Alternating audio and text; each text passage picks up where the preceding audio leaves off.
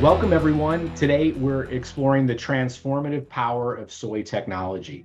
From renewable resources to sustainable solutions, soy is making waves across various industries, and we have an exciting lineup of guests who are at the forefront of this green revolution. First up, we have Barry McGraw, the visionary founder and chief laboratory officer at Airable Research Lab.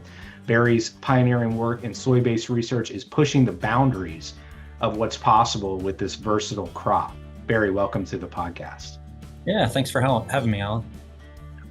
And next we have Mike Feazel, the CEO and co-founder of Maxx Technologies. Mike's company is revolutionizing the roofing industry with a soy-based treatment that extends the life of asphalt shingle roofs. With hundreds of independently owned dealerships across the country, Maxx is proving that sustainable solutions can also be incredibly effective. Welcome, Mike. Yeah, thanks for having me on, Alan. And last but certainly not least, we have Scott Porter from DGP. Scott's team develops bio-based products, including a groundbreaking biodegradable bar chain oil for chainsaws, demonstrating that even in heavy-duty applications, soy-based solutions can shine. Welcome, Scott. Thanks, Alan. Let's start with the big picture. Barry, can you kick us off by explaining how soy technology has evolved and what makes it such a powerful resource? Yeah, that's a great point, a great start. Soy technology, it's just the soybean oil or the functionality of the soy can replace petroleum-based products. I mean, it's pretty straightforward with respect to the chemistry. I think the everyday person that may be buying products just doesn't maybe realize that soy is in a lot of things and has been for the last 50, 60 years. Just petroleum has dominated the market. So now that consumers and industry are looking for that bio-based or sustainable solution, soy is that solution with simple things as leather paste for your boots, conditioner, to rejuvenators for asphalt roofs, to electronic, maybe PCB boards for data centers. How plentiful is soy as a product base? Soy is very plentiful in the U.S. There's 17 major soybean producing states.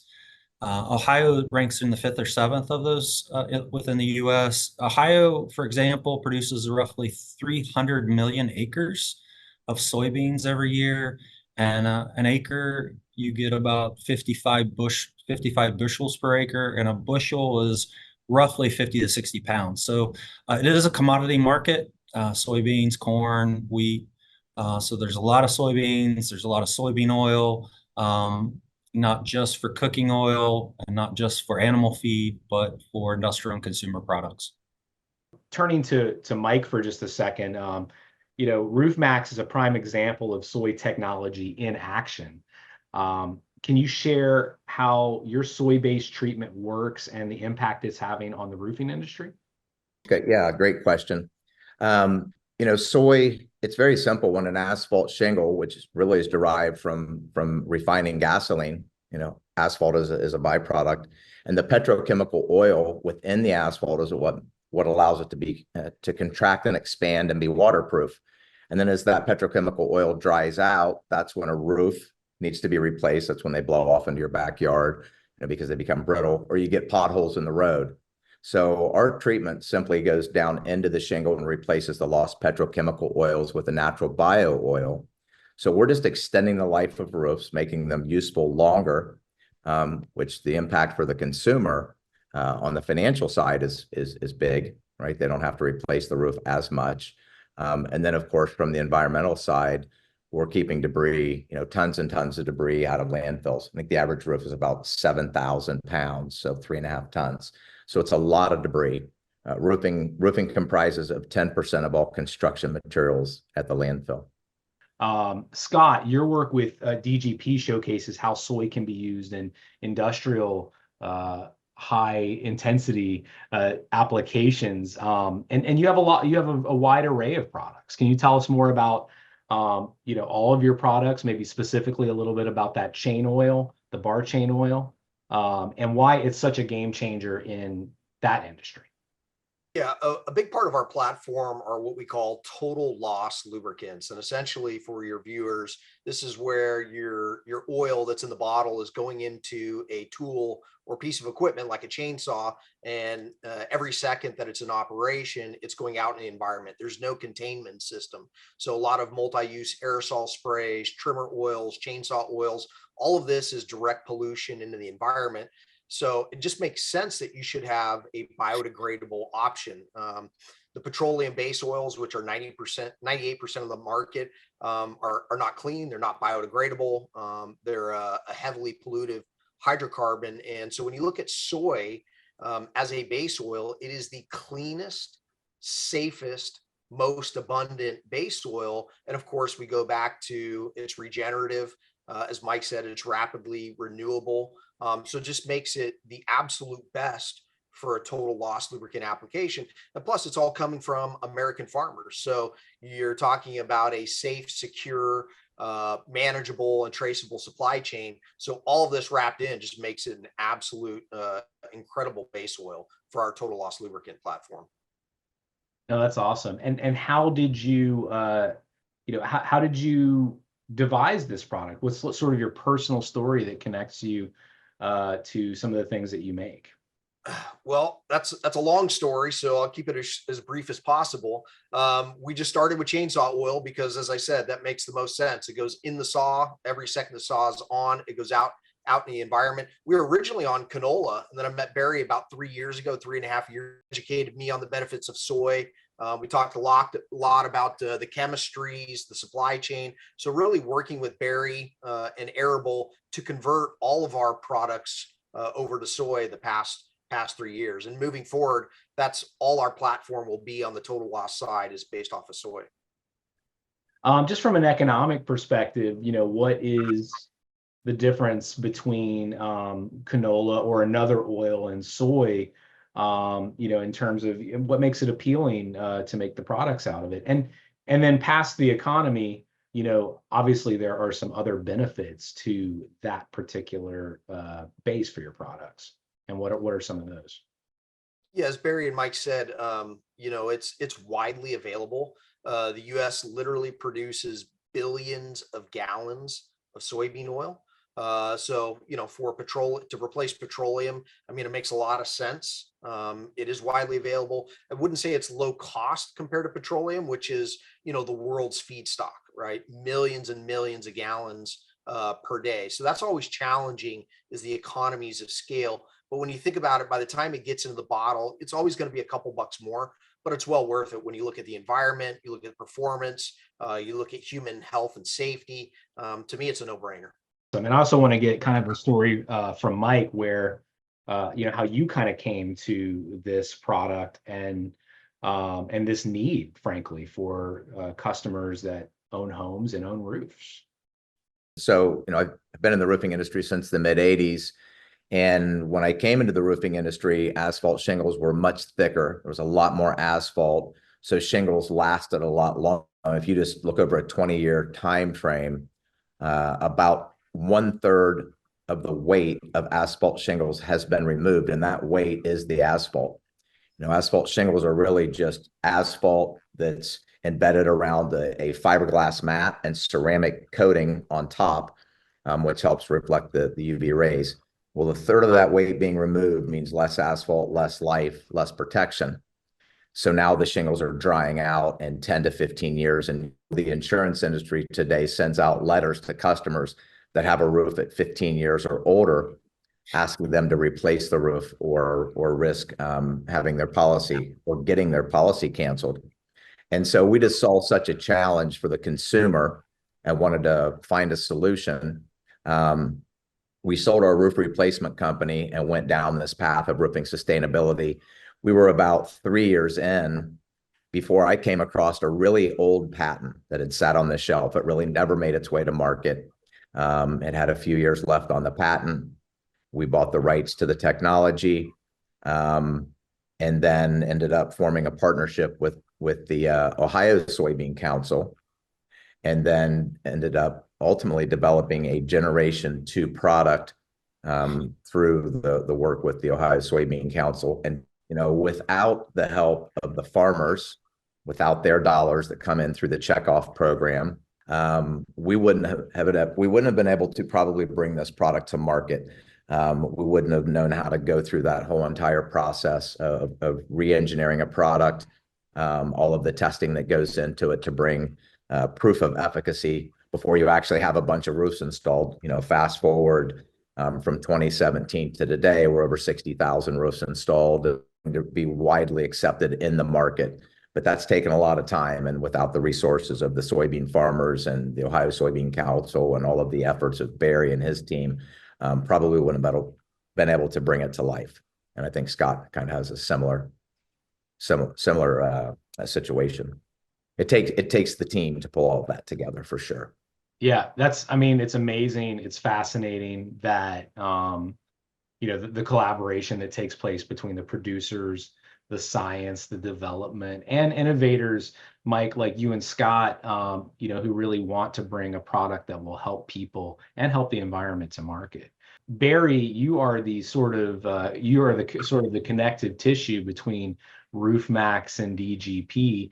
Can you contribute some storytelling to the development of these particular products, or how they came across your desk? Yeah, I think partnership between Airable, Ohio Soybean Council, the farmers, Mike, RoofMaxx, Scott, Dynamic Green Products, DeWalt. It just, it's worked out perfectly. These guys are very entrepreneur, very proactive. They know their industry, they know business, they know how to market things.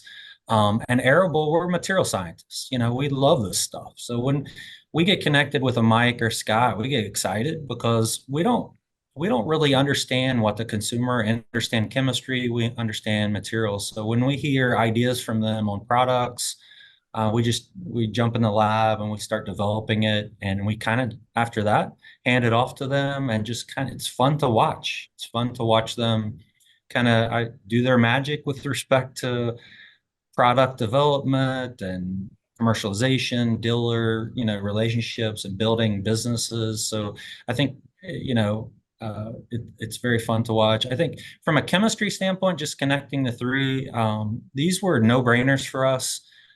Scott with bar and chain oil or total loss, all the sulfur soybean oil, soybean chemistry, just because, someone's handling that material from a safety standpoint, someone's touching that material, it's spraying on someone, it's spraying on, your squeaky doors or your chainsaw, it's coming off and going into the ground. So just the functionality of soy and the safety part with respect to the fact that people are using it, and the same with RoofMaxx. You have dealers spraying it on roofs, and it might be a windy day. So are you going to have petroleum-based products blowing in your face, or are you going to have soybean oil type products blowing in your face?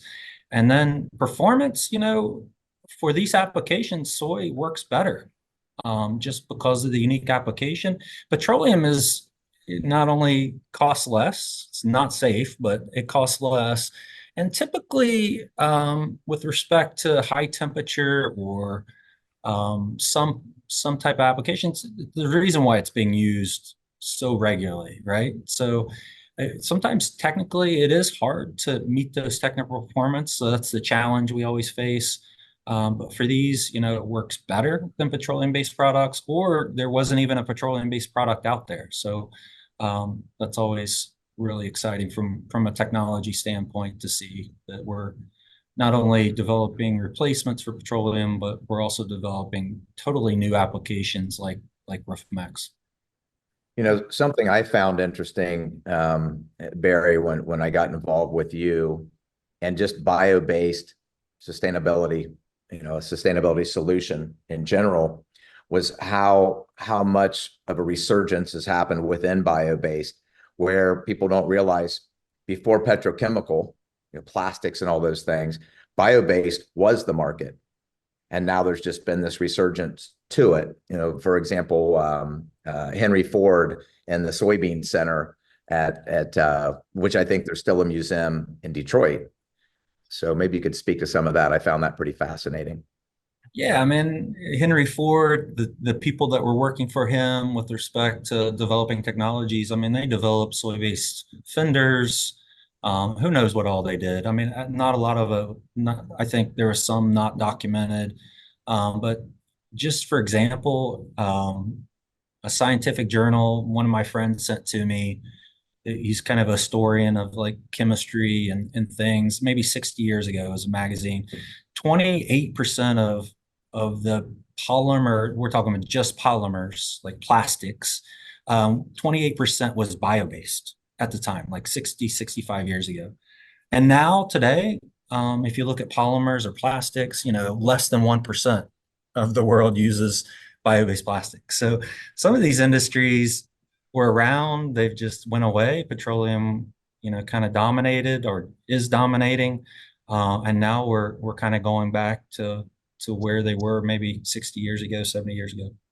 Yeah, and the acceptance certainly seems to be there. The market demand is helping. And consumers are getting educated. They're educating themselves a little more. They're also willing to pay a little bit more, which hasn't always been the case.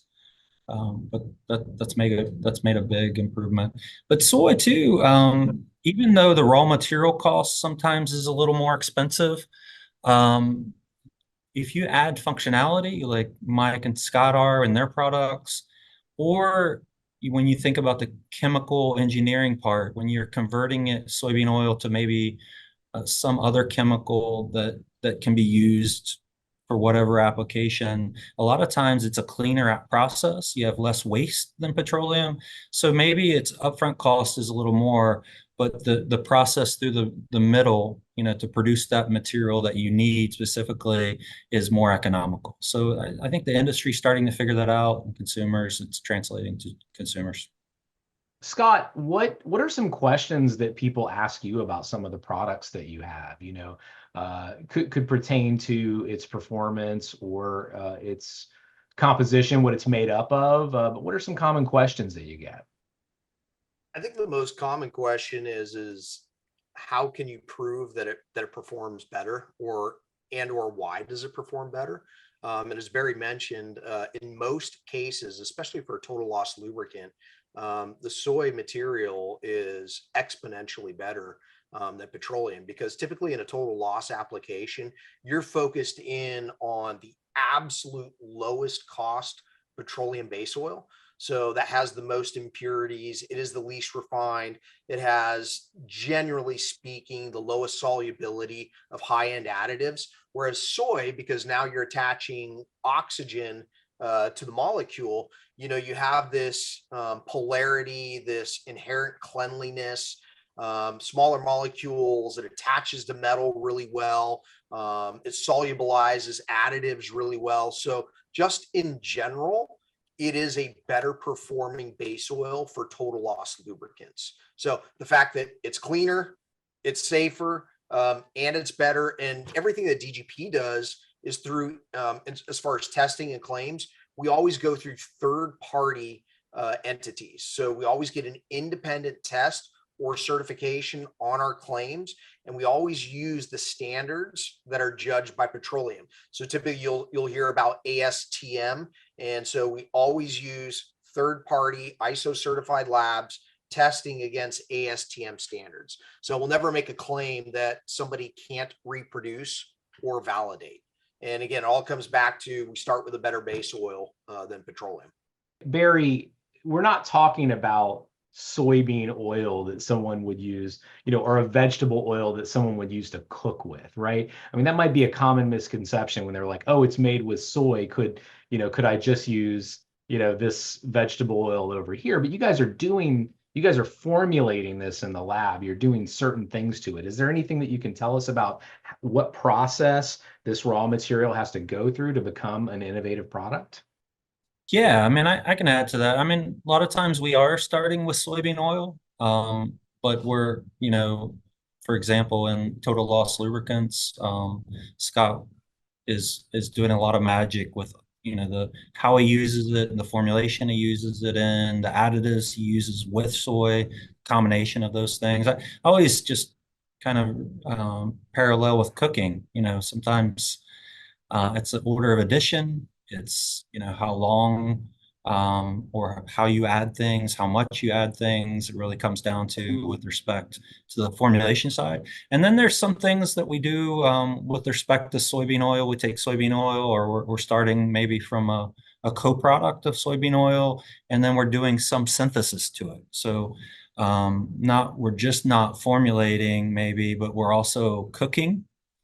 So we're adding heat, we're adding catalyst, we're adding, if we need functionality for a certain application, maybe a roofing application, or we need functionality to make that base material or plastic harder or softer or more rigid, or we need it to, let's say a coating, we need it to cure slower, because the slower it coalesces, the stronger that maybe that polyurethane, soy-based polyurethane in your gym floor might coalesce and build strength. So that's actually a bad thing to cure fast. That's why soy is used in polyurethane a lot for clear coats or kitchen floors, because soy, because it's bio-based, because it's biodegradable, it coalesces slower. It doesn't cure as fast as petroleum, which creates this coalescing network or strength of that material. So when you drop maybe your knife on your kitchen floor and it has that polyurethane coating, it's not going to dink your floor maybe. So there's numerous examples of that type of synthesis or chemistry that we have to do to the soy to maybe improve it based on the application. Awesome. So what we're talking about here is innovative technology. And so one thing that I thought it would be fun to ask is, what is some technology that you guys are excited about, completely outside of soy or related to soy? And maybe we could start with you, Mike. In the whole technological realm, medicine, electronics, solar, this, that, and the other, what is it that kind of excites you these days? Yeah. For me, the change in the roofing industry, the biggest change I see happening in the roofing industry is that solar is now becoming part of the roofing industry. Actually, the solar industry is kind of in free fall. It was sold outside of the roofing industry. The big challenge is they come to sell you a solar system on your home, and that roof is already 8 or 10 years old. So by the time you put that roof on or put the solar system on, in another 8 years, you have to remove all of the solar system, install a new roof, reattach the solar system, and it eats up all of your profit, the savings. So the time to put solar on is at the time of a new roof. And that roof needs to last for 25 years. And today, the only way to make an asphalt roof last 25 years is install a new roof, put the solar system on it, and at about 10 years, treat it with some type of a rejuvenation, ours or others. Of course, we like ours the best. We created the industry. We are definitely the industry leader. We know there will be more rejuvenation companies coming, which is a positive for the consumer. We're fine with competition. And then you can retreat every 5 years and take it to 25 years or beyond. So really, it's exciting seeing solar and the roofing industry marrying together. And that's partly because of what's happening on the other side of solar. So there's a lot of exciting things happening in our industry that'll be beneficial to the consumer. And at the end of the day, if you pay attention to the consumer, everybody wins. Scott, what technology are you excited about these days? And it can be related to your industry or otherwise. I mean, everything's interconnected, right? That's very true. Unfortunately, I do live in a lubricant bubble. And so I don't see much outside of that, but, generally speaking, energy storage, I think Mike had touched on it. The acceptance of sustainable products, renewable products has grown. The stat's always been out there that 70% of consumers want green products, but only 10% actually do it. And I think the majority of the reason is because of availability, cost, and perception. And I think companies like DGP, Maxx, and others are totally flipping that perception on its head, that we can outperform the norm. And I tell people, right, is bio-based has been the exception and not the norm. And it should be the standard. It should be the gold standard. There's no reason why it can't be. We've got the technology, we've got the chemistries, we've got the manufacturing ability, and not just for lubricants, but across across all industries. So for me personally, energy storage, transportation, but certainly all things lubricants and what we can do with those chemistries and the polymers, biodegradable plastics. I think that's got to be the holy grail, because we talk a lot about recycling, but at the end of the day, most people throw things away, unfortunately, right? We're all guilty of that. Going to the grocery store, everything is in plastic. Very few of it gets recycled. So I'd like to see more biodegradable plastics enter the market. I think that that'll be a game changer for consumers. You know, when it comes to sustainability, and there's two, it's been so politicized, right? You have the people that say, well, there's a challenge with the environment, and then there's the others. At the end of the day, I don't care where you sit on the spectrum. Nobody can argue that we should not put petrochemical oil, you know, the old barn chain oil, into the earth or on ourselves if we know it's not healthy. There's no reason financially to rip off a roof if you don't have to, if you can make it last longer. Nobody can argue that landfills are filling up, right? And why would you put that debris in the ground? And why would you use more natural resources if you don't have to?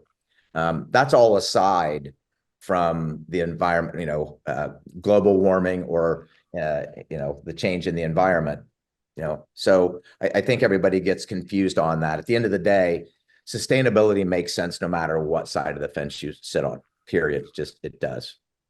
Living clean, finding better ways to do things, producing less waste. It should be something we can all agree on, and I think deep down we do. Yeah. That's awesome. Barry, I was wondering if, you know, this may be a big if as a scientist with your signatures on a lot of NDAs. Is there anything exciting coming out of your lab or products that we can really look forward to in the future that that involve soy technology? Yeah, I think so. I mean, I'll kind of tie both of your questions together. What's getting me excited, the future technology, and kind of like maybe like Scott, I live in a soy pod, so we'll probably tie it back to soy somehow. So, I mean, I think the lab that the highest soybean council started, Airable Research Lab, they got behind. In my world, in that soy pod world, we're kind of breaking I guess, barriers with respect to how they do things, right? So we're a direct resource for U.S. soybean farmers to develop soy-based products for industry or commercial companies. As far as I know, there's no other lab that's focused 100% on soy. You know, I think there's tons of labs, there's tons of universities, but they may be working 1% of their time on soy. And, you think about all the other different things they're doing. So I'm excited about that and maybe duplicating that throughout the U.S. But also just with respect to the attention soy's getting, it's making my job easier. I think making Mike and Scott's job easier. The Goodyear, for example, that not only are they using soy in their tires to improve traction, but they keep adding it to more product lines that they have. They're willing to talk about it, that's pretty big, right? I mean, I've been doing research and development for over 26 years. And for example, Sherwin-Williams, we'll just throw that out there, paint company, they've been using soy in their products probably longer than I can remember, longer than I've been around, but they don't talk about it. They see it as a raw material. It's good to see these companies that are seeing the benefits of soy actually talk about it, the Goodyear. And then we're working with some companies in areas, in large companies that you would quickly recognize their logos or their names throughout the world. We just started a project with a company out of France, and maybe simple application, but big name. They're desperate to use Biobased in their pens and razors, coatings, hard surface coatings.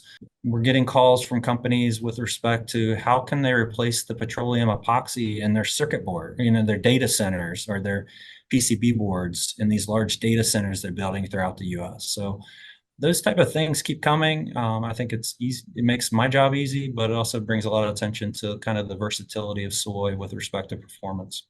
And literally in 3 years, what we've seen transpire with the companies that are coming in that are getting interest, not to mention other soybean states. Now, how many states do we have? Obviously, Ohio, which started it. Are there 3 or a 4th state that came Yeah, in? so we're now funded, Ohio, of course, founder and the major funder, but Illinois, Iowa, Missouri, Michigan, North Dakota, and Kentucky. So there's total, if you count Ohio, 7 states now funding our lab, which has allowed us to kind of hire more folks and do more of these type of projects with the roof Maxx types of the world and the dynamic green products. I mean, really, Airable is as cutting edge as Roof Maxx or Dynamic Green Products, right? They are at the forefront of soy sustainability, right? The soy mouthwester and the uses that come from it. So, and in such short order to get the kind of response that Barry and the team at Airable have gotten shows the demand. There's like this pent up demand, and there wasn't a simple solution.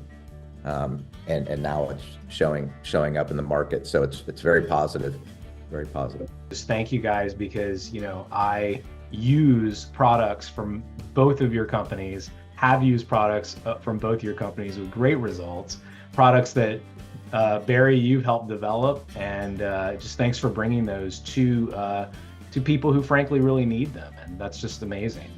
I want to thank you guys for sharing your expertise today. And all the innovative ways that you guys are harnessing the powers of soy. It's clear that this crop has far-reaching potential to create sustainable solutions across. As Henry Ford dubbed it, I think Henry Ford dubbed it the miracle crop. The miracle crop. And yeah, a lot of uses. So it's exciting. Yeah. Well, thank you guys so much for your time. I really appreciate it. Thank you. Thanks for having us on. Appreciate it. Yep, thanks, Alan. All right, take care.